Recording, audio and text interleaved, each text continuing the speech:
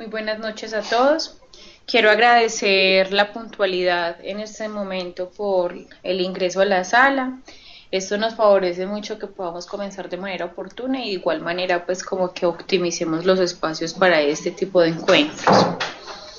En primer lugar, felicitarlos a cada uno de ustedes también por las entregas que han realizado de la segunda versión de su trabajo de grado. Se destaca mucho pues como la responsabilidad, la entrega, el proceso de las prácticas, la articulación de los proyectos y además la utilidad de este tipo de encuentros, porque de una u otra manera evidenciamos que han sido espacios muy propicios y que han fundamentado muy bien la entrega de cada uno, el paso a paso de los proyectos que venimos desarrollando. Porque en realidad notamos con propiedad que ustedes van dominando las temáticas y que de igual manera también se van apoyando muchísimo de la descripción del paso a paso de las actividades que anexamos por los espacios correspondientes. Hoy tenemos varios aspectos que vamos a tocar dentro de este encuentro sincrónico. Como siempre, la recomendación fundamental es que escuchemos como la conversación que vamos a desarrollar con la profesora Alexandra y al final vamos a abrir un espacio como para las preguntas y comentarios que se tengan, ¿cierto? Bueno, uno de los asuntos para que comencemos con el encuentro es el tema de la entrega número 2, ¿cierto? Donde hablábamos del marco referencial. Dentro de la entrega se destaca que cada uno de ustedes citaron autores y citaron desde la parte conceptual apoyándose de referentes bastante amplios sobre las variables principales de las cuales estaban trabajando su proyecto. Hay sustentos teóricos, hay parafraseos, se destaca el uso de las normas APA, las cuales vienen desarrollando detalladamente. Pero hay un asunto muy importante que yo les pido a cada uno de ustedes que por favor lo evalúen, lo consideren y lo fortalezcan, y es el asunto de los antecedentes. Cuando nosotros tenemos el planteamiento de nuestro proyecto, nos encontramos con unas variables que lo caracterizan. Sobre esas variables, entonces nosotros desarrollamos un marco referencial. Dentro de ese marco referencial, primero presentamos unos antecedentes, que son aquellos proyectos que se realizan o que se han realizado en relación a lo que nosotros presentamos y que nos sirven como sustento. La idea no es solamente citar esos proyectos, sino que es articularlo con lo que nosotros venimos desarrollando, ¿cierto? Cómo el aporte de ese proyecto nos fundamenta la práctica que nosotros venimos desarrollando. Y de igual manera es el tema con la parte del referente conceptual, ¿cierto? De los referentes conceptuales que venimos implementando. En este momento estoy buscando abrir un proyecto para poderles compartir de manera más clara, a través de un ejemplo, cómo se puede fortalecer a partir de las recomendaciones que hemos entregado a la profesora Alexandra y yo frente a la realimentación, cómo pueden fortalecer esa parte del trabajo de grado, ¿cierto? Esa parte del referente conceptual. Algunos estudiantes todavía faltan por recibir la realimentación, la cual vamos a estar entregando en el transcurso de la semana, considerando pues que dentro de la universidad hemos venido desarrollando algunas actividades académicas, entonces estamos pues como poniéndonos al día con este tipo pues de actividades, ¿cierto? Bueno, en este momento me confirman, por favor, si están viendo mi pantalla.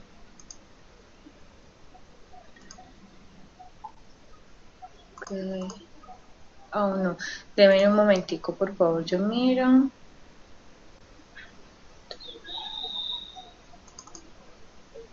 Ok.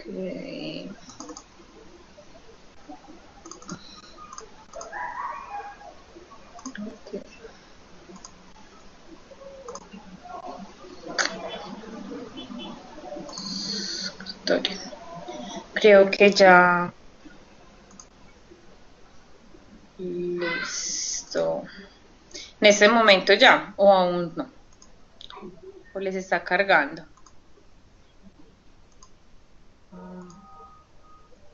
Julian, no, todavía no logramos ver tu pantalla. Ya está cargando ya. Listo. Bueno. Es muy importante que ustedes consideren desde la propuesta de cada uno de los archivos que la docente Alexandra y yo les enviamos el orden. En este caso el orden sí afecta a las variables, ¿cierto? Entonces si se propone primero anexar los objetivos, presentar primero los objetivos, presentar luego la justificación, presentar lo que se les pide. Pero pues que queremos anexar una introducción. En este caso no se puede. ¿Por qué? Porque estamos llevando a cabo un formato que es estipulado por la Facultad de Educación y sobre el cual a ustedes les evalúan.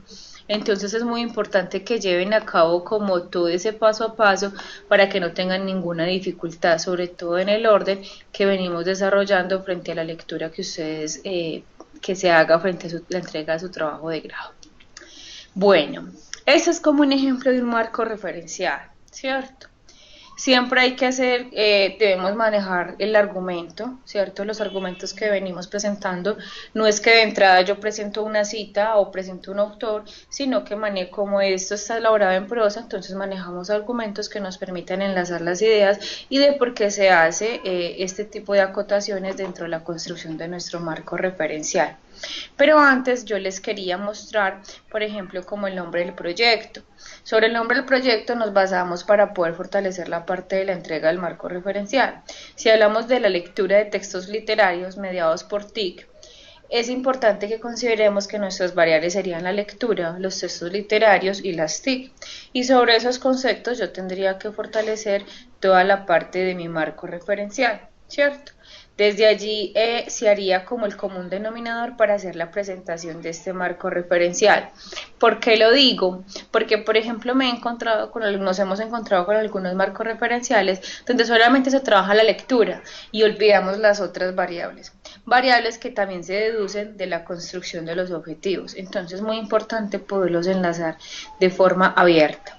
Consideremos también que el marco referencial no es una aglomeración de definición de términos, no es un glosario, no es llegar y definir la lectura como concepto, ni las estrategias metodológicas como concepto, porque en realidad esto es un texto mucho más amplio que va sustentado por autores, proyectos y algunos lineamientos que nos proponen los estándares básicos de educación en lengua castellana, y desde ahí hacemos la propuesta y la vamos articulando con nuestro proyecto. Entonces, por ejemplo, acá tenemos que esta estudiante cita varios proyectos que van relacionados con el tema de las TIC, con el tema de la lectura, y a partir de ahí comienza a hacer un texto en prosa, comienza a citarlos y comienza a articularlos de forma directa de cómo se evidencia estos aportes con su proyecto, de cómo los hallazgos que estos estudiantes o estas personas realizan a través de su trabajo de grado o de su proyecto o de su investigación se articula con lo que ellos están fundamentando a través de la propuesta que están desarrollando, es decir, con ustedes. Luego se da paso a la presentación del marco referencial. El marco referencial no lo citamos aparte, sino que lo conectamos con un párrafo donde le damos apertura y de cómo este se conecta ya con esa construcción conceptual de lo que venimos desarrollando a partir de las diferentes variables. Nosotros sí podemos dar unos pequeños subtítulos, pero tenemos que buscar que esos subtítulos sean objetivos.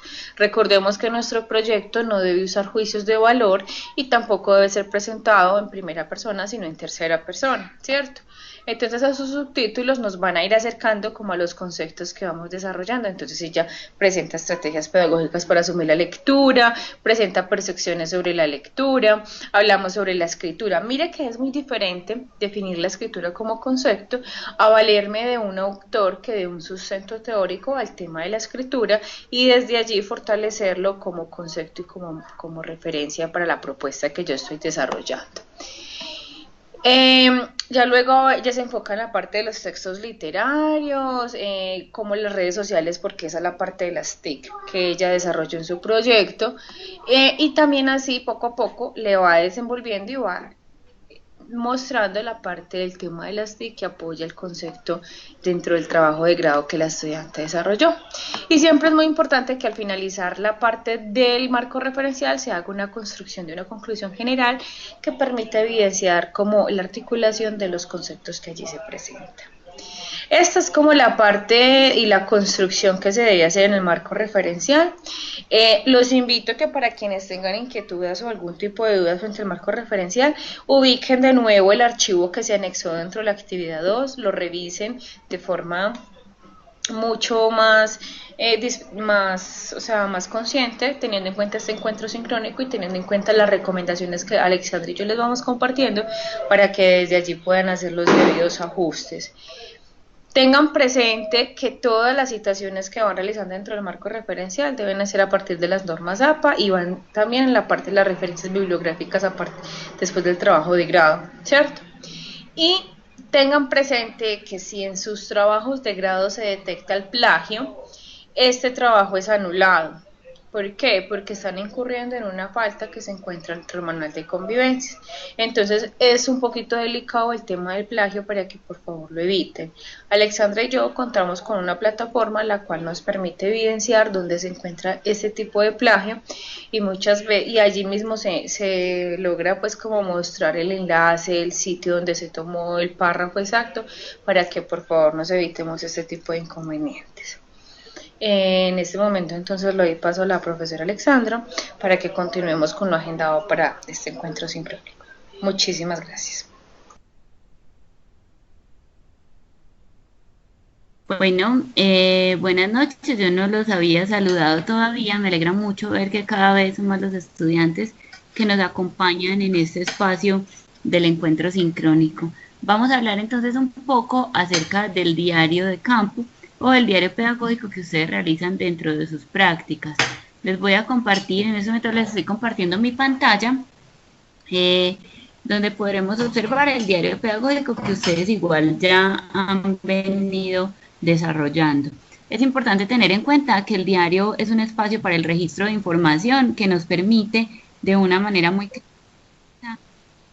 valga la redundancia, registrando esa información que cada día desarrollamos dentro de las prácticas. Cuando nosotros vamos a un aula de clase o vamos a un aula de práctica, probablemente en ese momento notemos muchas cosas, y digamos hoy el grupo trabajó mejor, hoy el grupo estuvo más difícil, pero no alcancemos a comprender cuáles son las razones para las que eso ocurra.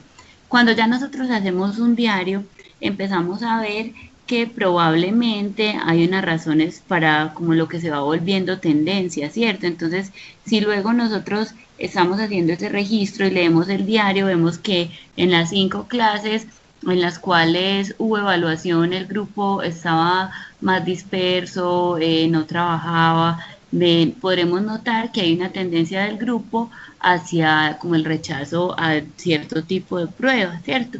Mientras que si no hacemos ese registro va a ser muy difícil después poder clasificar esa información. En ese sentido, entonces es muy importante tener en cuenta que debemos desarrollar muy bien el diario de campo, porque este nos permite el registro permanente de la información dentro del aula y nos permite después llegar a reflexiones mucho más profundas sobre ese trabajo que nosotros hacemos. Les estoy compartiendo el formato del diario. Esta primera parte ya todos ustedes la han hecho, que son los datos generales del registro de la práctica, ¿cierto? Quiero centrarme en esta segunda parte en especial.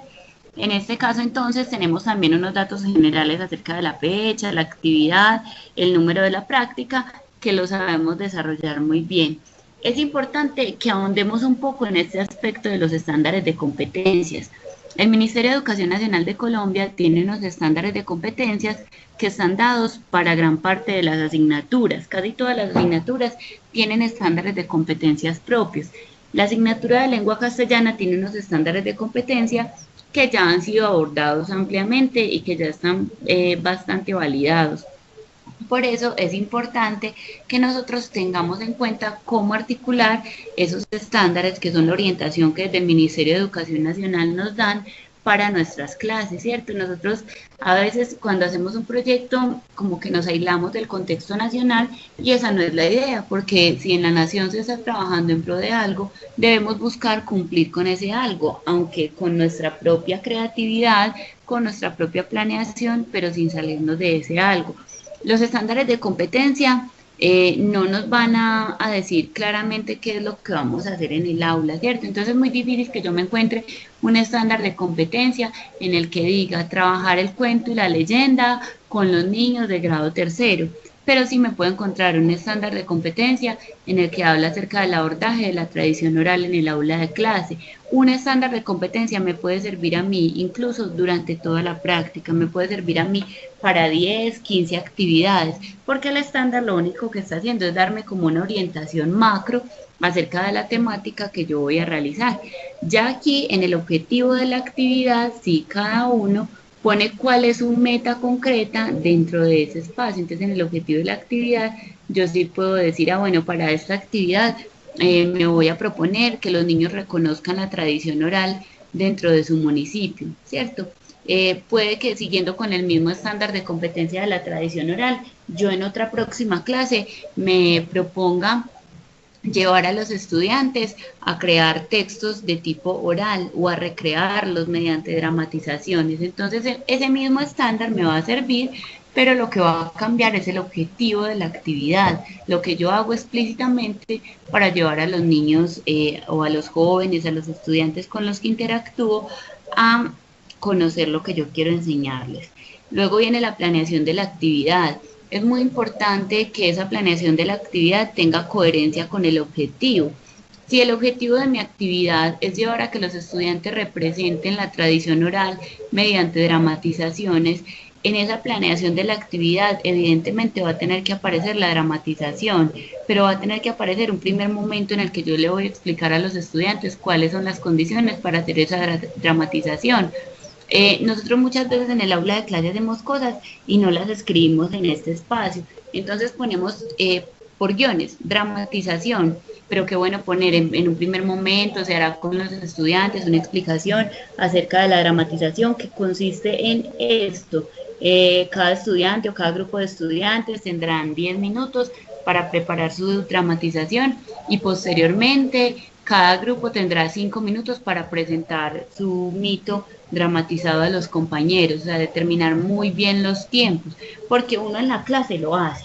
Uno en la clase le dice a los estudiantes, vamos a trabajar, en 10 minutos van a preparar esto, en 5 minutos cada uno va a hacer su presentación, incluso es bueno pues llevarles esos tiempos, pero cuando vamos acá al registro lo hacemos de una manera muy general y eso nos puede determinar comprensiones. Por ejemplo, si ustedes notan que le dieron a los estudiantes 10 minutos y no alcanzaron a terminar la actividad, entonces en un primer momento uno dice, bueno, ¿será que no entendieron? ¿Será que se pusieron a hacer otra cosa? ¿Qué pasaría? Después ven por allá en otro diario que les dieron 15 minutos y la actividad dio perfecto, que vamos a entender que ese grupo necesitaba un poco más de tiempo para realizar la actividad, ¿cierto? Entonces es muy importante tener en cuenta las actividades, los tiempos, los espacios, los momentos, todo lo que va a intervenir dentro de esa actividad de clase. Muchos de ustedes son maestros en zonas rurales, entonces qué bueno, por ejemplo, en los espacios, determinar dónde se va a hacer la actividad, si va a ser en la escuela, si va a ser en la huerta, si va a ser en el patio, ¿cierto? Cuando tenemos aulas de sistemas, cuando tenemos otras posibilidades dentro de las instituciones, entonces decir, bueno, esta actividad yo la voy a hacer en la sala de sistemas por tal motivo, de modo que después podamos comprender como si el espacio interfiere o no dentro del desarrollo de las actividades. Viene lo que es, pues, a mi modo de ver, la parte más importante del proceso del diario de campo y es la reflexión sobre la actividad. Qué bueno que nosotros de verdad lleguemos a reflexionar sobre lo que hacemos en el aula de clase. No basta con decir fue una actividad muy buena porque los estudiantes se mostraron motivados, fue una actividad muy interesante porque se logró el objetivo. Sí, pero ¿cómo se logró el objetivo? ¿Cómo puede evidenciar usted como maestro que ese objetivo se logró? ¿Cómo pudo evidenciar usted como maestro en la clase que los estudiantes estaban motivados? ¿A qué cree que se debe eso? Revise en esa reflexión cuál fue su estándar, cuál fue el objetivo de su actividad, cuál fue la planeación, cuál fue el desarrollo de las actividades, si tuvo que hacer un cambio, porque pasa muchísimo que uno dice, yo voy a hacer esta actividad de esta y esta manera, pero en el aula de clase un estudiante nos hace una pregunta y se nos ocurre otra cosa, surge algo diferente, entonces si hubo que hacer algún cambio, cómo influyó ese cambio dentro del resultado final de la actividad. Qué bueno que esa sea como la parte más amplia del diario, la parte en la que nosotros como maestros escribamos a partir de ese resultado que obtuvimos en el área, en el aula de clase. Dentro de las realimentaciones que nosotras hacíamos del diario de campo, también les hablábamos mucho acerca del concepto de valoración o recomendación del docente cooperador. Ustedes deben estar muchas veces en el aula de clase con ese docente cooperador.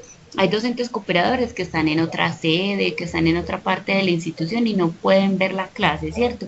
Pero lo ideal es que en la mayor parte de los casos ellos puedan estar allí con ustedes, que puedan acompañarlos a ese espacio, que les digan, mira, te equivocaste en esto, te fue muy bien en esto, porque uno solo no se observa, uno dice a veces, de pronto me faltó tal cosa con el grupo, pero uno no alcanza a comprender si sí o si no, ¿cierto? Es bueno tener otra mirada de una persona que conoce el grupo, que también conoce de evaluación, que también conoce de educación y que nos va a decir con toda sinceridad en qué podemos mejorar. No dejemos eso para el final, como un momento por allá, hay docente cooperador, necesito entregar el diario, me hace el favor y me lo revisa en una carrerita. Démonos el tiempo para que el docente cooperador nos cuente cómo nos vio, nos dé sugerencias, porque es un maestro que al igual que nosotros está interviniendo constantemente en ese grupo y con toda seguridad va a tener muchas luces para orientarnos. Y si bien no interviene directamente en el grupo, es un maestro que tiene una experiencia y un bagaje que le va a permitir orientarnos y que le va a permitir que nosotros podamos comprender mejor esa realidad a la que nos enfrentamos. En este caso, entonces, usted como practicante, ¿para qué le sirvió ese espacio? Porque a veces decimos, no, es que yo llevo 3 años con ese grupo, lo estuve primero, segundo y tercero, ya que voy a interpretar, pero hay muchas cosas que día a día podemos interpretar en ese proceso con los estudiantes. Aquí hay algo también fundamental y es si en caso, pues en caso de que haya algún evento no esperado, hubo alguna dificultad en ese momento en el grupo, pasó algo, ¿cómo hizo uno como practicante, como maestro en formación para abordar esa situación? Y no necesariamente tiene que ser algo positivo, porque uno puede decir, bueno, tuve tal dificultad con los estudiantes y en ese momento me desesperé, grité y no los escuché. Puede que en algunas ocasiones nos pase eso, ¿cierto? Que nosotros nos equivoquemos. Entonces en el diario vamos a decir, bueno, me equivoqué en esto, tengo que mejorar de tal manera. Ahí es donde les decía que este diario tiene que convertirse en un espacio más para la reflexión sobre el proceso convivencial con los estudiantes y también sobre nuestro proceso como maestros que está en evaluación todos los días. Cada uno de nosotros tiene que evaluar ese proceso día a día, entonces qué bueno hacerlo escribiendo desde el diario. Luego tenemos entonces la parte de evidencias. En esa parte hemos visto algo muy positivo, hemos visto fotos, trabajos, enlaces a blogs que han hecho, entonces hemos podido ver que sí se puede evidenciar realmente el trabajo que ustedes están haciendo en el centro de prácticas. Esto pues en cuanto al diario, en cuanto a lo que teníamos como para comentarles con respecto al diario, no sé si hay alguna pregunta o damos continuidad con el siguiente tema.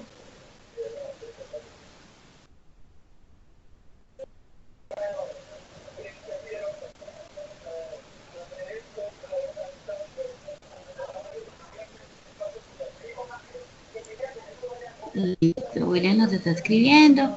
Mientras tanto, les voy a compartir nuevamente mi escritorio para mostrarles el siguiente aspecto.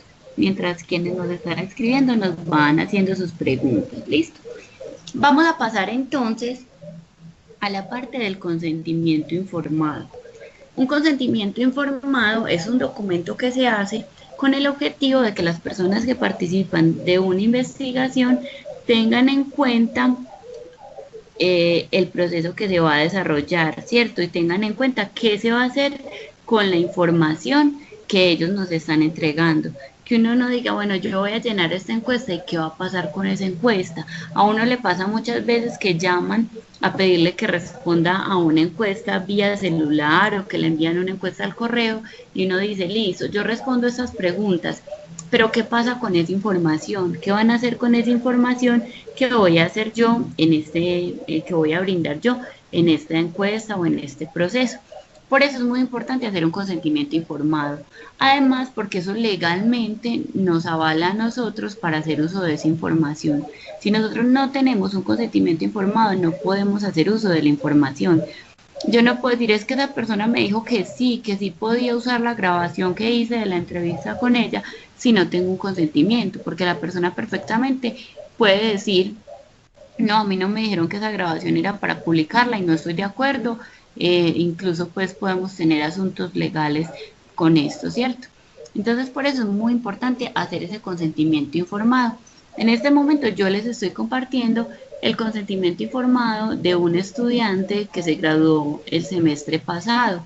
En este caso, entonces, él habla del proceso de prácticas primero, hace como una corta descripción y dice: en el marco del proceso de prácticas pedagógicas e investigativas de la Facultad de Ciencias de la Educación de la Fundación Universitaria Católica del Norte, se busca realizar un análisis a partir de los textos a los estudiantes de la facultad con el fin de identificar aspectos pedagógicos, didácticos, apropiación e incorporación del uso de las TIC en su quehacer pedagógico. Ahí ya el estudiante nos dijo cuál es el objetivo de su investigación, para qué quiere realizar esa investigación. Luego, entonces dice que hemos sido informados acerca del objetivo de la investigación, en la cual será llevada a partir del portafolio que realizaban los estudiantes y el diario de campo. En este caso, por ejemplo, usted diría, esta investigación se desarrollará a partir de cada una de las clases con los estudiantes o de los encuentros quincenales, pues decir, cómo va a recoger esa información por la estudiante. Entonces nos aparece el nombre de la estudiante que hizo el diario, que estaba haciendo la investigación, perdón, y la cooperadora, la docente en este caso, que era pues como la encargada de los cursos y que en este momento actuaba como cooperadora de la estudiante. Luego dice, productos que serán usados exclusivamente con fines educativos y académicos. Allí yo le puedo decir al estudiante, esos productos van a ser van a ser usados con fines, por ejemplo, comerciales, en el caso tal de que sea. En nuestro caso no es así. En nuestro caso esos productos son exclusivamente con fines educativos y académicos. Y esta parte final es muy importante, aclararle al estudiante que esto puede implicar divulgación en la Fundación Universitaria Católica del Norte y en las investigaciones posteriores, porque ese trabajo de grado, una vez terminado, queda alojado en la biblioteca de la universidad, lo cual quiere decir que ese trabajo va a quedar publicado, que muchas personas podrán acceder a él cuando entren a la biblioteca, y que de hecho si otra persona en 2, 3 años hizo una investigación sobre ese tema y decide citarlo, puede hacerlo. Allí entonces viene la información, dejamos el espacio para que la persona lo llene, con tantos años. Es muy importante que sean personas mayores de edad. Si vamos a hacer, por ejemplo, tomas de fotografías, de entrevistas con menores de edad, allí tendría que aparecer el nombre del acudiente. Joana Alexander Espinosa, con 27 años, documento de identidad tal, de tal parte, con domicilio en tal parte, acudiente del estudiante tal, con documento de identidad tal, declaro que, para que nos quede pues como esa autorización de una persona adulta. Y allí entonces ponemos que los aspectos que integran la redacción en los diarios de campo pueden ser usados dentro de la investigación, en su caso, por ejemplo, que los textos de los estudiantes serán usados, o que las grabaciones, ya lo que cada uno necesite. En este caso, esta estudiante retomó 3 cosas que para ella eran importantes dentro de la investigación: los diarios de campo, la información con la que contaban las personas acerca del proyecto, y que después de haber leído esa información y conocer el proceso, estaba de acuerdo con que sus datos fueran usados. Luego se anexa la firma de las personas pues, declaradas, en este caso de las personas que aceptan el uso de su información. Nosotros les podemos pasar un formato de consentimiento informado, quienes lo requieran, incluso pues luego cuando les compartimos finalizado el encuentro, les podemos compartir un ejemplo así como este para que cada uno elabore el propio. Porque no hay un formato unificado a nivel de universidad o a nivel de facultad, porque cada proyecto de investigación requiere asuntos diferentes. Entonces habrá un proyecto que requiera lectura, requiera textos, habrá otro que requiera grabaciones, otro que requiera grabaciones, fotografías también. Entonces por eso no se hace un formato unificado, pero sí les podemos pasar uno que les sirva a modo de ejemplo. Es muy importante que antes de empezar a recoger cualquier tipo de información, nosotros tengamos este consentimiento informado, bien sea por las personas de la investigación si son mayores de edad o por los padres de familia, porque eso le da un piso legal a nuestro trabajo y nos permite poder hacer un buen uso de esa información. Si hay alguna pregunta sobre el consentimiento informado, entonces los invito para que en este momento las vamos escribiendo.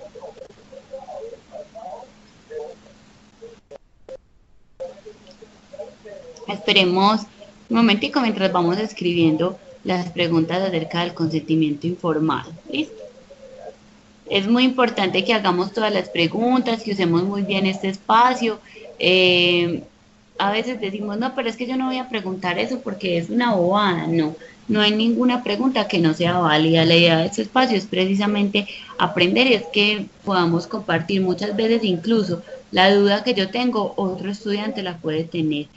En este caso nos dice William que en su caso necesita que le regalen el ejemplo, ya que lo está realizando con niños. Listo, William, perfecto. Nosotros se lo compartiríamos una vez, puede ser finalizado el encuentro o cuando les enviemos la información.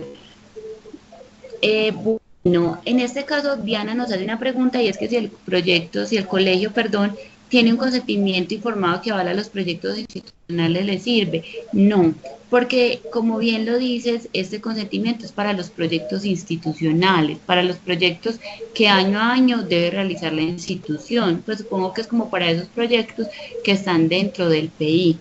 Si en el consentimiento informado se habla de cualquier proyecto que llegara a realizarse durante el año en la institución, incluso proyectos externos, sí se podría. Pero si hablamos de los proyectos institucionales, no, porque sería como esos proyectos obligatorios que se trabajan en todas las instituciones. El consentimiento informado, Viviana, se lo debemos presentar a los acudientes o a los estudiantes cuando se va a empezar el proceso de recolección de datos con ellos. Entonces, cuando se va a hacer una encuesta, cuando se van a empezar a usar las fotografías, cuando se va a usar una grabación. No hay que hacer un consentimiento, eso es muy importante, si me había olvidado decírselos, no hay que hacer un consentimiento informado por actividad. No es que yo voy a usar una grabación, entonces tengo que pedirle a los padres de familia que me firmen. Voy a tomar unas fotos, entonces le pido a los padres de familia que me firmen. No, es un consentimiento informado por todo el proyecto. Un consentimiento informado en el que el acudiente o el estudiante me digan a mí, yo le permito usar la información que se va a recoger en este proyecto durante todo el año.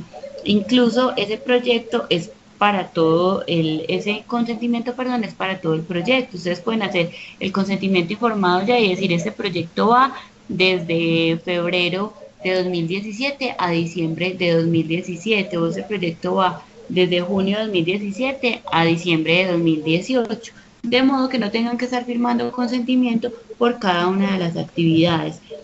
En el caso de Yari, si se han perdido las evidencias fotográficas de las actividades, es muy complejo porque pues no tendríamos forma, ¿cierto?, como para recuperar esas evidencias fotográficas, pero nosotros sí les devolvemos el diario con algunas recomendaciones. Nosotros pues ya hemos estado en ese proceso de calificación de los diarios, de realimentación. A la gran mayoría ya les hemos devuelto su realimentación de los diarios. Recuerden que la primera entrega tiene una valoración solo cualitativa, en la cual les decimos qué deben mejorar, cómo lo deben mejorar. Y ya habrá una entrega final que esa sí tiene una valoración cuantitativa y que equivale al 15% de la nota total del curso. En esa valoración cuantitativa final nosotros tenemos en cuenta todo el proceso que se ha desarrollado, tanto en la primera entrega como en la segunda entrega. El consentimiento informado, Viviana, no se presentó desde el principio porque todavía no hemos empezado a recoger información mediante los instrumentos, que ahorita vamos a ahondar un poco en esa parte del diseño metodológico. Por eso no, pues no lo habíamos hecho porque todavía no nos adelantamos a esa parte. ¿Listo? Bueno, bueno, continuamos entonces con la valoración por parte de los cooperadores. Muchachos, es muy importante que tengamos muy en cuenta esa segunda calificación que van a hacer los cooperadores. Recuerden que esa nota que ellos les asignan a ustedes tiene un porcentaje del 20% del curso. Es muy triste que en este momento se nos hayan quedado estudiantes sin evaluar, estudiantes con un 20% del curso en cero, por diversas situaciones, porque el cooperador se le olvidó, porque no les llegó el correo y no revisaron a tiempo. Básicamente fueron esas, ¿cierto? Más que todo como falta de responsabilidad, tanto de ustedes como estudiantes, como de los cooperadores. Si yo sé que a mí me van a hacer una evaluación que vale el 20% de mi curso, mínimamente le pregunto a mi cooperador, profe cooperador, le llegó una evaluación para mí, recuerde hacerla por favor, que vale el 20% del curso. Todos ustedes saben que tienen esas dos evaluaciones, cada una del 20%. Entonces, no es coherente que en este momento tengamos estudiantes que nos digan, a mí el cooperador no me evaluó y pues me quedó ese 20% en cero, ¿qué vamos a hacer? Ya no hay forma de corregir ese primer 20% inicial, porque como lo indica el partir ese porcentaje en dos 20%, es poder analizar un proceso. Puede que en este momento su cooperador a nivel general lo evalúe a usted de una manera básica, en un desempeño más bien regular, le diga muchas cosas a mejorar y su nota final sea un 3 y que por allá a finales, en octubre, cuando se haga esa valoración final, en noviembre, perdón, el cooperador diga, ah, no, ese estudiante mejoró mucho, aceptó las recomendaciones que se le han ido dando poco a poco, entonces lo voy a valorar con un 5. Es importante tener en cuenta el proceso, ¿cierto? No se hace una sola valoración por eso, porque ustedes hacen práctica durante todo un semestre, no hacen práctica solamente por allá en la última semana. Entonces, por eso se hace esa valoración de parte del cooperador en dos momentos, con el objetivo de garantizar que haya como una coherencia entre lo que se hace durante el proceso de práctica. Por eso es muy importante que estemos atentos a esa segunda valoración del cooperador, porque en esta primera recibimos comentarios muy positivos, se valora mucho de parte de los cooperadores la presencia de los estudiantes y de los maestros en formación en las aulas de clase. Se valora mucho que este trabajo que ustedes estén realizando no sea algo suelto por cumplir una cantidad de horas, sino que sea algo que está directamente anclado con la investigación, que las actividades que ustedes planean están ancladas con un proceso de investigación que están desarrollando. Eso ha sido muy valorado. Entonces, qué bueno que podamos dar continuidad a eso que hasta ahora se ha hecho para que ustedes puedan continuar aprendiendo ellos también, porque ellos incluso a eso lo expresan. El estudiante en práctica me ha permitido aprender y me ha permitido desarrollar nuevos conocimientos. De ahí la importancia de estar todo el tiempo en una constante comunicación con el maestro cooperador, ¿cierto? Continuamos, sabemos que en estos encuentros el tiempo es un poquito, pues como muy medidito, ¿cierto? Entonces vamos a continuar con esta parte de la presentación en las diapositivas. ¿Por qué les estamos presentando estas diapositivas que ustedes van a usar para la socialización del trabajo de grado de una vez? Porque estas diapositivas, pues hay algunas de las cosas que aparecen acá que de hecho ustedes ya las están haciendo, aunque se pueden ir puliendo dentro del proceso y es bueno que las tengan en cuenta desde ya para que no nos sorprendamos al final, ¿cierto? Y para que no digamos, bueno, a mí me sobra esto en el proyecto. Resulta, como nos decía ahorita Juliana, que yo le quiero meter una introducción al proyecto, entonces ¿dónde se la meto? No. Tenemos que ser muy coherentes con los lineamientos que desde la universidad se están dando para que los proyectos nos queden muy organizados de acuerdo con esa estructura en la cual ya se ha trabajado mucho, en la cual se ha ahondado y sobre la cual se ha profundizado lo suficiente, pues buscando llegar como a lo mejor, ¿cierto? En este caso, entonces, les voy a compartir el formato de diapositivas que ustedes usarían para su socialización en el trabajo de grado, como para que vayan teniendo presente cuál es el derrotero que van a hacer en ese momento. Hay dos diapositivas iniciales de presentación de la universidad, luego tres diapositivas iniciales de presentación de la universidad y luego tenemos unas indicaciones específicas. Es importante que tengamos en cuenta que esto es una presentación oficial, es una presentación en la cual ustedes actúan como estudiantes universitarios, entonces no vamos a llenar esto de morado, verde, un fondo fucsia con una letra amarilla, ¿cierto? Sino que lo vamos a hacer de una manera muy institucional y de una manera muy organizada, de modo que eso conserve la identidad institucional. Por eso aquí nos aclaran muy bien cuáles son los textos, la fuente, el tamaño, qué debemos tener en cuenta para la elaboración de las diapositivas, no hacerlas muy cargadas. Mire que acá nos hablan de un tamaño de 18 o mayor, o sea, en un tamaño, a veces hacemos unas diapositivas y pegamos todo lo que nos encontramos porque todo nos parece importante y la persona que va a leer no ve qué dice ahí, ni nosotros mismos somos acercándonos al computador, bregando a ver qué es lo que me está diciendo esa persona que me está compartiendo la presentación. Las diapositivas tienen que ser un mediador. Las diapositivas me generan a mí un apoyo en el cual yo voy a ayudar a que la persona comprenda lo que yo estoy diciendo, porque yo luego voy a ampliar eso con mis propias palabras. Entonces no se trata de poner en las diapositivas todo lo que tenemos en el trabajo de grado, sino poner unas ideas claras, ideas clave, palabras muy precisas que me permitan a mí profundizar luego. Nos hablan de 4 o 6 líneas máximo por diapositivas, ahí para lo que les decía ahorita, porque eso influye en el tamaño, en el cansancio. Si uno ve una diapositiva con 4 renglones, la lee más fácil, es más fácil leer 20 diapositivas con de a 4 renglones que 4 diapositivas con de a 20 renglones, porque genera cansancio. Físicamente, cuando uno ve una diapositiva de 20 renglones, no la lee. Uno dice, no, ahí dice un montón de cosas, pero yo no veo bien, me da pereza, me canso leyendo eso, ¿cierto? Entonces ser como muy precisos en lo que escribamos allí, usar textos y gráficas. Los seres humanos somos muy gráficos y aprendemos mucho a partir de la imagen, entonces a nosotros nos gusta cuando vemos que hay una imagencita, una gráfica con un diagrama de barras y luego una explicación corta sobre ese diagrama. Nos concentramos incluso mucho más fácil que si vemos solamente la explicación.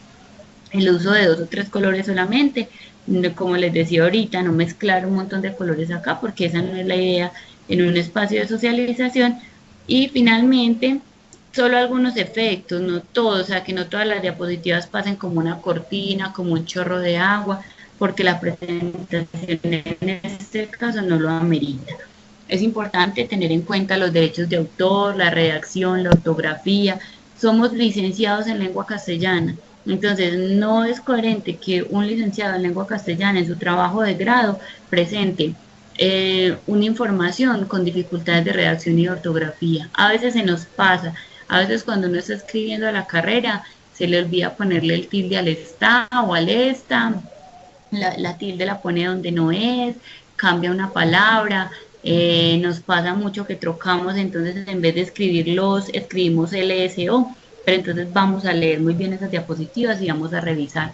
Algo que funciona muy bien es pedirle a otra persona que lea nuestras diapositivas, porque cuando uno escribió algo ya tiene como el cerebro preparado para eso que uno escribió, entonces su cerebro no va a leer LSO, sino que va a seguir leyendo los, así ahí diga LSO, porque no estamos como preparados para eso, estamos preparados para que diga los, ¿cierto?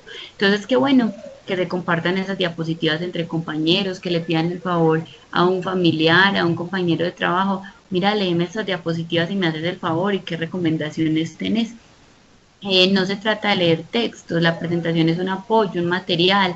No nos vamos a sentar todo el tiempo a leer y a leer y a leer porque se vuelve tedioso, ¿cierto? Todos hemos estado en charlas, en espacios de capacitación en los que una persona empieza a leer y a leer las diapositivas y el resto empiezan a dormirse, a hacer dibujitos en el cuaderno porque no se vuelve para nada interesante. Súper importante tener un plan B para la presentación. Nos hemos encontrado con estudiantes que por alguna razón no pueden compartir pantalla. Ese tipo de dificultades con internet siempre pasa, o sea, eso es ley de Murphy. El día que uno está exponiendo se cae el internet, el micrófono no le funciona, no le da para compartir pantalla y uno de los nervios hace cosas y daña el computador. Entonces, como que tengan un plan B, que si no me dieron las diapositivas, haya otra forma, yo tengo un video o tengo anotado en una libreta, o sea, tenga alguna forma para orientarme, porque nos hemos encontrado con estudiantes que nos dicen, profe, yo no puedo exponer porque no me abren las diapositivas, o abrí las diapositivas y no me guardo el último cambio. No, hay que tener plan A, B, C y D, ¿cierto? Que tengamos toda la apropiación para poder compartir un proyecto, porque es que finalmente es un proyecto que ustedes hicieron, que nadie tiene la información que ustedes tienen sobre él. Emplear imágenes de muy buena calidad, no imágenes copiadas y pegadas que quedan con un montón de dificultades. Llegar temprano a la presentación, no estar a la carrera, ensayar muy bien, tener pues como muy claro, ¿cierto?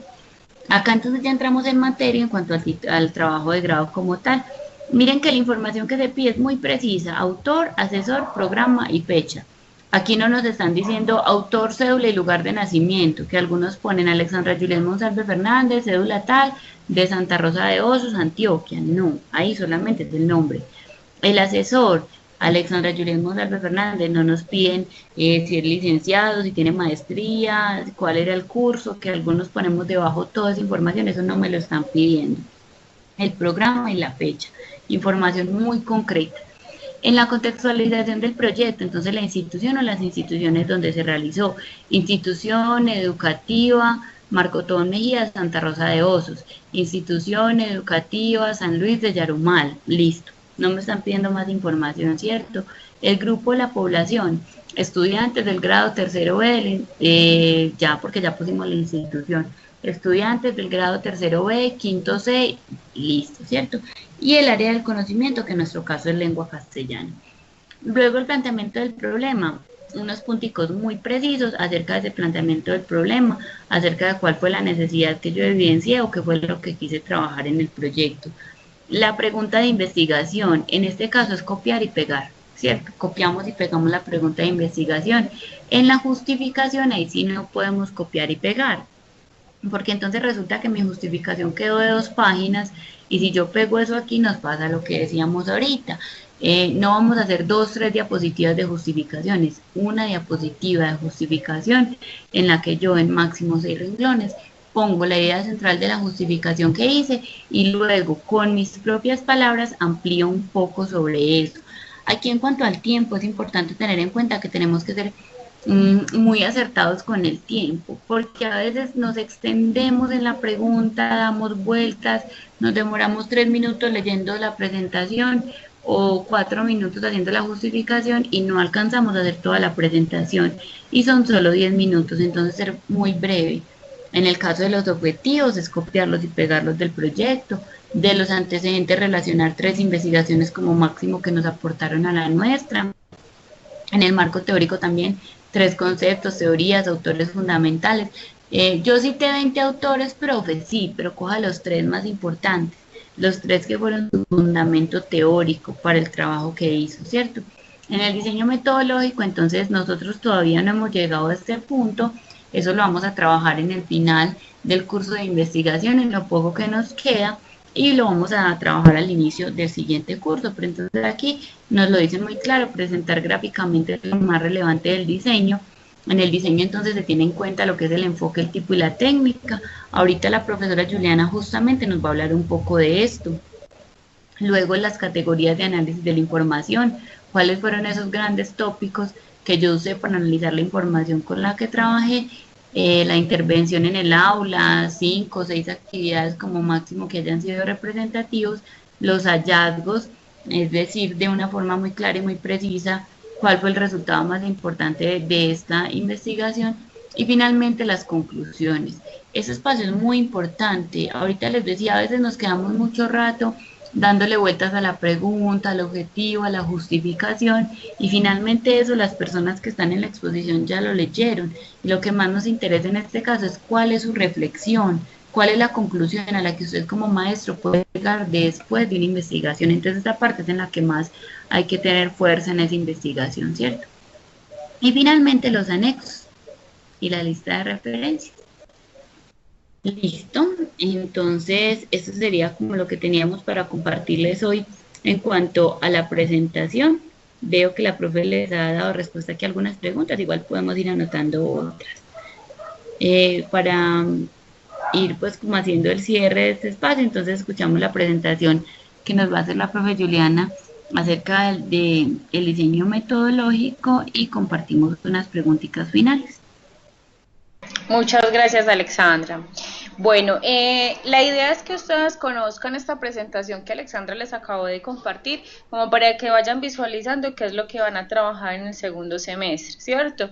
Porque a partir, esa es la base con la que ustedes exponen su trabajo de grado, que es en 2 momentos, a través de un presimposio y un simposio, donde son escuchados, son valorados y desde allí se aprueba o no se aprueba el proyecto. Entonces es muy importante que vamos desde ya mirando cómo se articula eso para que cuando ingresemos a investigación en el aula 2 ya tengamos como la idea generalizada. En este momento nosotros ya vamos a hacer la tercera entrega, que sería la entrega final de este curso. Es muy importante que en este semestre no se hace la exposición. Es muy importante que la tercera entrega comprenda las dos entregas anteriores con la respectiva realimentación. En la tercera entrega, entonces, es válido que por favor ustedes consideren el archivo se presente con el nombre completo de cada uno de ustedes y con versión 3. Es una recomendación que se ha compartido desde el inicio del semestre y que a algunos de pronto se les ha pasado por alto, pero desde ya es muy importante ir nombrando esos documentos para que no tengamos ningún tipo de dificultades a la hora de entregarlos. Bueno, dentro de la versión 3 nosotros vamos a trabajar el diseño metodológico. El diseño metodológico comprende unos aspectos esenciales que se trabajan desde un enfoque, desde un tipo, desde una población, una muestra, las fuentes de información primaria y secundaria y la descripción de los instrumentos sobre los cuales vamos a utilizar para trabajar y recolectar la información que nosotros necesitamos para nuestro trabajo de grado. Cuando nosotros hablamos de enfoque de investigación, debemos tener en cuenta que el enfoque es como la parte macro, o sea, vamos a definir si la investigación va a ser cualitativa o va a ser cuantitativa. Nosotros dentro del curso tenemos alguna teoría sobre lo que es un enfoque cualitativo y un enfoque cuantitativo. Cuando hablamos de un enfoque cualitativo, que es el que nosotros precisamente estamos trabajando dentro de nuestro curso, dentro de nuestra práctica, estamos hablando de un enfoque que se trabaja desde la parte social, donde estamos midiendo las cualidades, donde nosotros no podemos hacer una medición exacta, que es lo que es el enfoque cuantitativo, ni presentarlo como aspectos sociales, como desde esa medición y desde ese impacto que nos exige un enfoque cuantitativo, ¿cierto? Y también hay un enfoque mixto que los combina los dos. Pero el que más nos sitúa a nosotros como investigadores dentro del proceso de educación es un enfoque cualitativo, ¿cierto? Cuando mencionamos el tipo de investigación, ya nos vamos a referir a un aspecto específico, es decir, si va a ser una investigación etnográfica, si va a ser una investigación acción-participación o qué otro tipo de investigación sale a relucir dentro de nuestro proceso. Dentro de este proyecto se recomienda trabajar la parte de investigación, acción, participación, porque ustedes participan del proceso, hacen sus observaciones y desde allí generan unas propuestas de intervención, porque es muy diferente al tema de la investigación etnográfica, que de pronto genera un poco de confusiones, porque la investigación etnográfica exigiría al investigador convivir con la población las 24 horas del día. Es algo que nosotros no hacemos, entonces se acomoda más al tema de la investigación, acción, participación. Cuando nosotros estamos situando el tema de la investigación, acción, participación y estamos situando lo que es el enfoque cualitativo, tenemos que hacer una definición corta que articule por qué se presenta dentro de nuestro proyecto este enfoque y este tipo. De hecho, en el documento que ustedes tienen anexo en la actividad aparece el artículo de qué es la investigación, acción, participación y de ella se hace una propuesta donde ustedes pueden tomar pequeños párrafos, los pueden citar o parafrasear para sustentar este aporte de lo que es la investigación, acción, participación. Luego hacemos un paso 3, que es la población. Es muy diferente hablar de población a hablar de muestra.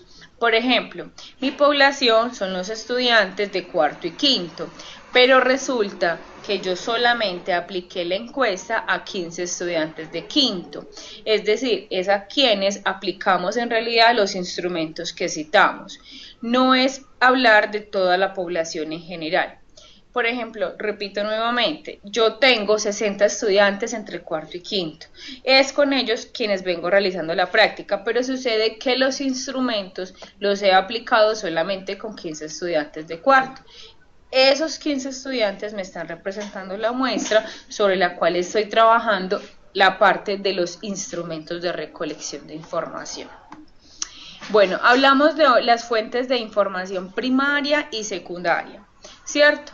Las fuentes de información primarias tienen que ver realmente es con toda la necesidad que clasifica el proyecto de investigación, ¿cierto? Entonces, cuando hablamos de la fuente de información primaria, estamos hablando como la fuente humana, estamos hablando como de los docentes, estudiantes, comunidad educativa y los actores que se involucran dentro de este proceso de investigación. Y cuando hablamos de los secundarios, son como esas perspectivas teóricas que le dan sustento, en este caso como desde el marco referencial a nuestro trabajo de grado. Por eso hay que ser muy cuidadosos sobre qué autores estamos basando nuestro sustento teórico, que le va a dar validez a nuestra propuesta y de por qué nuestra propuesta se hace importante dentro de la intervención. Entonces, lo primario es como más lo humano, las personas en la comunidad académica, y lo secundario tiene que ver más con la teorización o con la parte conceptual que se desarrolla. Bueno, cuando hablamos de la parte del sistema categorial, tiene que ver mucho con los objetivos que ustedes proponen. El sistema categorial es uno de los aspectos que quizás genera mayor confusión en el proceso del trabajo de grado, y es el que quizás ustedes, si lo desean, pueden pedir asesoría a cada una de sus docentes para que puedan definir de forma muy clara el tema de las categorías, porque son ese punto de arranque para elaborar la propuesta de los instrumentos de recolección de información.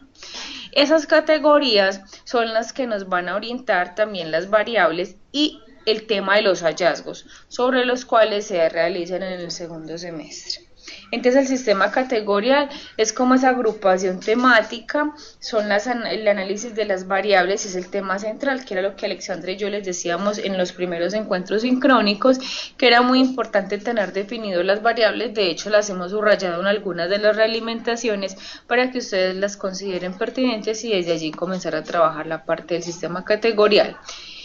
El sistema categorial básicamente reúne varios aspectos, todas las columnas deben ir completas. Entonces, en la primera columna se presenta el primer objetivo, en la segunda columna se presenta la categoría es una o dos palabras, ¿cierto? O un sintagma, pero no se está hablando como de una definición, no lo tienen que definir, no lo tienen que expresar, solamente son categorías, por ejemplo, como el tema didáctica, estrategias, evaluación, metodología. Luego mencionamos qué instrumentos se utilizó, cuáles son esos instrumentos. Puede ser entrevista, puede ser encuesta o puede ser el diario de campo. Son los que básicamente se aborda dentro de este tipo de investigaciones. Y la población es la población general con la que, como yo se los enunciaba ahorita, 60 estudiantes del grado cuarto y quinto y la muestra 15 estudiantes del grado cuarto. Un ejemplo, ¿cierto? Entonces, esa es la forma como nosotros complementamos este cuadrito de las categorías, porque este cuadro va inmerso dentro del proceso, para que por favor lo consideren y lo tengan presente para desarrollarlo. Bueno, ahí María Amelia Galeano nos define el tema de las categorías, entonces es muy importante relacionarnos con esta parte conceptual para que desde allí podamos deducir la importancia de cómo se desarrolla y cómo se agrupa entre nuestro proceso de investigación, porque básicamente a partir de estas categorías se va a venir a desarrollar un tema de hallazgos, de resultados y de conclusiones para nuestra propuesta final del artículo. Recordemos cómo diferenciar el tema de la técnica y el tema de los instrumentos de recolección de información. ¿Qué nos va a permitir estas técnicas y estos instrumentos, que era lo que nos hablaba Alexandra ahorita? El tema del consentimiento informado, porque a partir de ese consentimiento informado ustedes van a poder compartir la información que recolecten.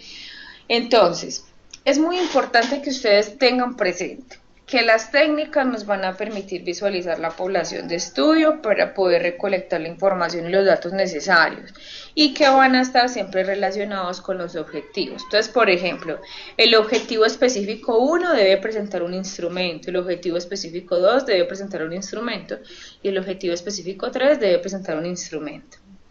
Cada uno de los instrumentos, ya ustedes lo definen, debe apuntar al diario de campo. Es decir, profesora, yo quiero que mi instrumento que analice la categoría didáctica sea el diario de campo. Entonces ese es el instrumento que ustedes presentan. Hay una diferencia entre la técnica es lo macro, entonces yo presento como técnica la entrevista, una entrevista estructurada, y como instrumento, que es el cuestionario. Un ejemplo, voy a presentar una entrevista semiestructurada y mi instrumento es la guía de preguntas o es el cuestionario. Igualmente pasa con la entrevista a profundidad, ¿cierto? Y la otra técnica es la observación participante, la cual ustedes evidencian a través del instrumento del diario de campo. Esos serían como los instrumentos y las técnicas que desarrollamos. Hay un cronograma de actividades que es muy importante que ustedes lo planteen y el cual ustedes ya tienen organizado y evidenciado en el diario de campo, pero es importante que también se pueda evidenciar como parte de los anexos y que se adjunte de forma organizada y cómo ustedes desarrollaron las actividades, considerando las temáticas que vienen de apoyo para el tema del trabajo de grado y la solución a la pregunta de investigación que ustedes presentan. Debemos fortalecer los documentos siempre con las recomendaciones de la entrega anterior, elaborar los instrumentos, las técnicas e instrumentos. Se realiza una prueba piloto, es decir, en el momento que ustedes tengan las entrevistas, los cuestionarios en este caso, pueden aplicarlos para mirar de qué forma si puede desarrollarse o qué aspectos se requiere mejorar en cuanto a la formulación de preguntas. Estas pruebas piloto nos permiten pues como realizar una perspectiva de qué tan pertinente es aplicar esa encuesta o qué cambios se requieren realizar para poder ser aplicada definitivamente y que sustentan el tema de los hallazgos y el tema de los resultados. Yo les voy a mostrar en el proyecto que tenemos como base el diseño metodológico. Entonces tenemos que la estudiante presenta diseño metodológico, presenta el enfoque y el tipo de investigación, ¿cierto? Miren que ella hace una acotación conceptual y desde allí fortalece por qué es importante en su proyecto, cita la investigación, acción, participación, presenta como el apartado el texto conceptual y luego ya de por qué implica en su proyecto, la población, la muestra, ¿cierto?, de dónde se obtienen los datos en realidad, las fuentes de información primaria y secundaria, ¿cierto?, la descripción de cuáles fuentes de información y cómo contribuyen a la investigación que ustedes están desarrollando, y las técnicas y los instrumentos. Entonces, por ejemplo, si mi primer instrumento es la encuesta, entonces definimos qué es la encuesta y siempre la vamos a referenciar. Profe, ¿pero qué vamos a referenciar? Van a referenciar el modelo que ustedes están aplicando. Entonces, por ejemplo, van a realizar una encuesta, anexan el modelo de encuesta, entonces al finalizar de la definición escriben anexo C o el tipo de encuesta pues o el número o la letra que se le dé hacia anexo, ¿cierto? Recordemos que los anexos se enumeran en letras. Entonces siempre es importante presentar el modelo, ¿cierto? Una cosa es el modelo y otra muy diferente a lo que ustedes ya desarrollan con sus estudiantes. Entonces se requiere que se referencia ese anexo, es decir, presentando el modelo de la encuesta, igualmente con el diario de campo, igualmente con la entrevista, ¿cierto? Siempre definirlo, articularlo con su proceso de investigación y ya luego referenciarlo, es decir, situarlo en los anexos al modelo que se utilizó. El sistema categorial. Entonces, miren, por ejemplo, el estudiante tiene primer objetivo específico, identificar las actitudes desfavorables hacia el proceso de lectura en los estudiantes, el corregimiento del grado 6 a 11, San Antonio de Prado, Vereda El Salado.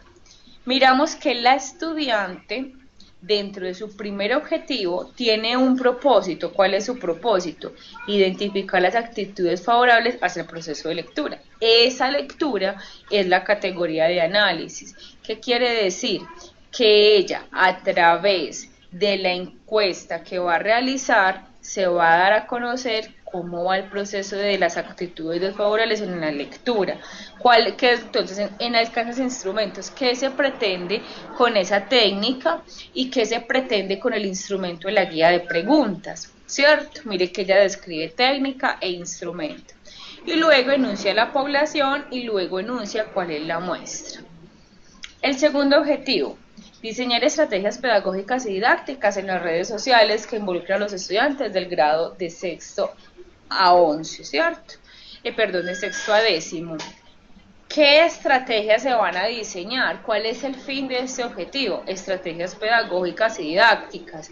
Esa es la categoría del segundo objetivo y sigue el proceso del anterior, ¿cierto? La estudiante escribe la técnica, que es la observación-participación, y presenta su instrumento, que es el diario de campo. Y finalmente vemos que el tercer objetivo tiene como propósito el tema de las TIC, entonces desde allí presenta los alcances técnica e instrumento, presenta la población y presenta la muestra que realiza. Ya esto tiene que ver con el otro semestre. Hasta acá llegamos nosotros en este semestre, donde realizamos la prueba piloto, ¿cierto? Donde realizamos la prueba piloto, la cual nos va a apoyar la pertinencia de los instrumentos que nosotros diseñamos y que nosotros elaboramos. Hasta el momento, cada uno en sus prácticas han venido desarrollando pues como un derrotero de actividades, como una serie de preguntas que les ha permitido establecer un diagnóstico, pero ya como estamos definiendo el proyecto, ya nosotros nos vamos a enfocar en las variables que estamos utilizando y cómo esas variables se hacen pertinentes dentro del proceso de investigación a través de la parte de la construcción y de lograr definir las categorías de análisis. No sé si Alexandra quiere agregar algo a la exposición o si no damos paso a las preguntas. Víctor nos pregunta que si en esta entrega diseñan y aplican los instrumentos. En esta entrega los vamos a diseñar, vamos a desarrollar el marco, el diseño metodológico. Vamos a hacer la propuesta de qué instrumentos de recolección vamos a aplicar, porque hay que desarrollar ese cuadrito de categorías de análisis y toda la parte del enfoque del diseño metodológico, ¿cierto? Miramos la pertinencia para que desde allí los podamos ir aplicando. Bueno, algo muy importante a tener en cuenta es que se aplica solamente una prueba piloto, o sea, no aplicamos toda la técnica, sino una prueba piloto que me va a permitir a mí entonces mirar si mi instrumento sí está bien diseñado y hacerle algunos ajustes. Por ejemplo, en este caso, pues destacamos, como lo indicaba ahorita la docente Juliana, yo hago una entrevista. Resulta que cuando yo la hago como investigador, pienso que esa entrevista me va a permitir comprender la realidad de una manera completa.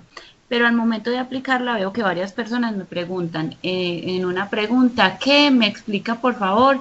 No entendí o que no responden a lo que nosotros esperábamos, que yo les estoy preguntando qué opinan acerca de la educación en la primera infancia y mi idea era que me respondieran en cuanto a la educación en la primera infancia, en el corregimiento, en la vereda en la que estoy, pero entonces las personas empiezan a responderme desde lo legal, desde todo el municipio o desde todo el país. Entonces me doy cuenta que a esa pregunta tengo que agregarle esa parte, ¿qué opina de la educación en la primera infancia en nuestro municipio?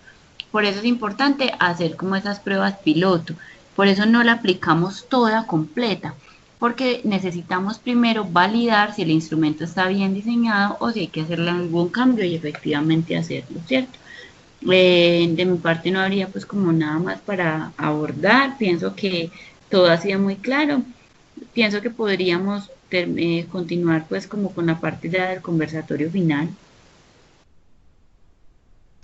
Listo, es muy importante y muy valioso que ustedes antes de proceder a organizar el diseño metodológico logren definir de manera clara la parte de sus objetivos. Si aún tienen recomendaciones para la parte de sus objetivos, busquen la asesoría del docente y compartan con ellos para que desde allí tengan la definición de las categorías de análisis. Si tienen preguntas con las categorías de análisis de manera específica y personalizada, también es eso, definirlas con sus docentes para que de pronto no se haga, porque igual es la base, entonces para que su trabajo, el trabajo que ustedes propongan no se les vaya a perder como en la ruta, ¿cierto? Y desde allí considera los aspectos que van integrando pues el tema del trabajo de grado. Vamos a abrir este espacio para las preguntas. Quien tenga alguna pregunta, por favor, solicita la palabra en el chat para poderle dar la palabra y así comenzar con el espacio de las preguntas.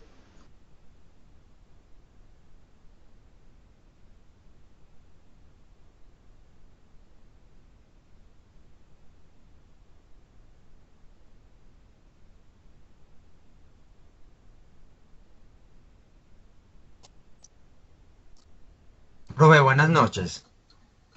Muy buenas noches, Víctor.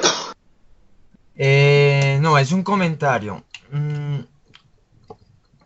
Considero yo que, imagino yo que todos estamos, obviamente, desarrollando nuestro proyecto de investigación en relación a la lectura, a escritura, bueno, a todas estas competencias lingüísticas. Me parece importante que tengamos en cuenta no solo los estándares, sino que también los demás referentes de calidad que el ministerio en los últimos años ha venido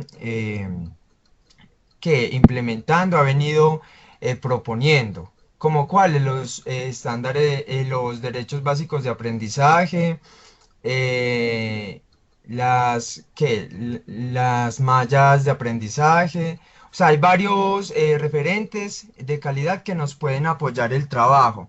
Entonces, pienso yo que no solo quedarnos en los estándares, sabiendo que ahora hay unos nuevos referentes que complementan los estándares de calidad, como lo son los derechos básicos de aprendizaje y otros instrumentos. Porque los estándares hace ya tiempo salieron, pero ahora con estos nuevos referentes pues se hacen unas nuevas interpretaciones y se puntualizan en los saberes que se deben desarrollar en las aulas. Entonces serían que unos documentos importantes para observar en las diferentes aulas. Víctor, es muy valioso tu aporte en el sentido en el que mencionas los derechos básicos de aprendizaje y que es algo en lo que en este momento como país estamos caminando hacia ello, ¿cierto? Tenemos que tener en cuenta que esos estándares son como la guía que en este momento hay en cuanto a lo más operativo. Si nosotros leemos, por ejemplo, un documento como los lineamientos curriculares, no son tan precisos como los estándares, ¿cierto? O como los derechos básicos de aprendizaje. Ya las mallas serían algo muy particular, porque las mallas, los microcurrículos hacen parte de cada una de las instituciones. Entonces, nos da como una ruta. Pero cuando ya nosotros, por ejemplo, tomamos las mallas de una institución, el microcurrículo de una institución, suponemos que las personas que han elaborado esas mallas y que han elaborado ese microcurrículo se han basado en los lineamientos y en los estándares para hacer esas mallas y esos microcurrículos, que los están como llevando a la práctica. Nosotros como estudiantes de licenciatura en lengua castellana y como maestros en formación tenemos que tener en cuenta todos los documentos. O sea, es inconcebible que un maestro de lengua castellana no conozca los lineamientos curriculares del área, por ejemplo, que no conozca los estándares, que no conozca los derechos básicos de aprendizaje.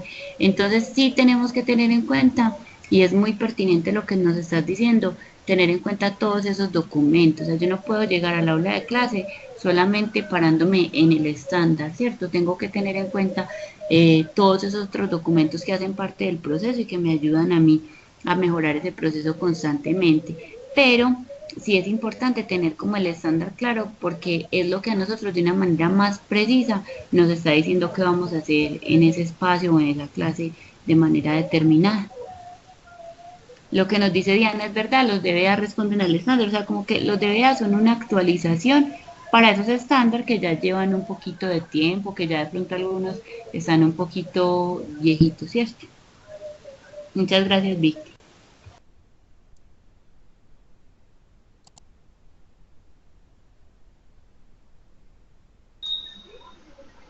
¿Alguna otra pregunta, algún aporte?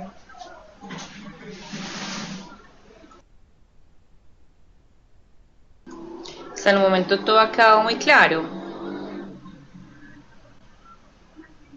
Porque igual es comprensible que cuando comenzamos a hacer estos ajustes, a hacer este tipo de propuestas, pienso que ya en el camino se van presentando las inquietudes que van surgiendo con respecto a la construcción del diseño metodológico. Cierto, recuerden, el diseño metodológico define la ruta sobre la cual ustedes están trabajando. Recuerden siempre articular las prácticas con ese tema de investigación. Y finalmente, como venir a dar respuesta como al paso a paso que se sugiere dentro del anexo que se les ha compartido en la actividad. Allí también se comparten unos documentos para mayor dominio del tema, para mayor amplitud en relación a esto. Yo les solicito que por favor lean esos documentos, tomen el tiempo para leerlos y desde allí puedan desarrollar una propuesta mucho mejor desde el conocimiento del paso a paso sugerido para el trabajo de grado, porque van conociendo cómo desarrollar ese tipo de presentación y esto les va facilitando cuál es la intención de cada uno de esos apartados. No sé, Alexandra, si quieres agregar algo para que vamos cerrando el encuentro. Sí, no, yo creo que pues todo ha sido muy claro. Les agradecemos mucho su participación en este espacio, su asistencia. Qué rico que podamos contar con más estudiantes.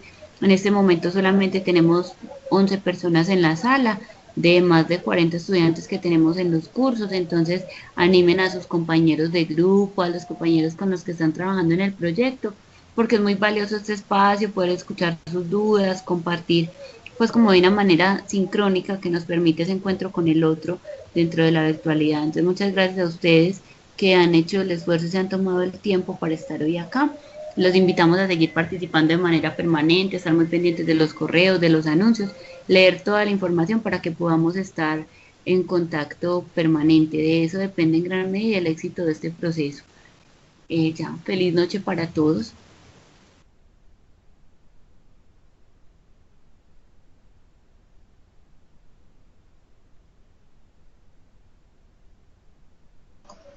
Que tengan una feliz noche, muchísimas gracias.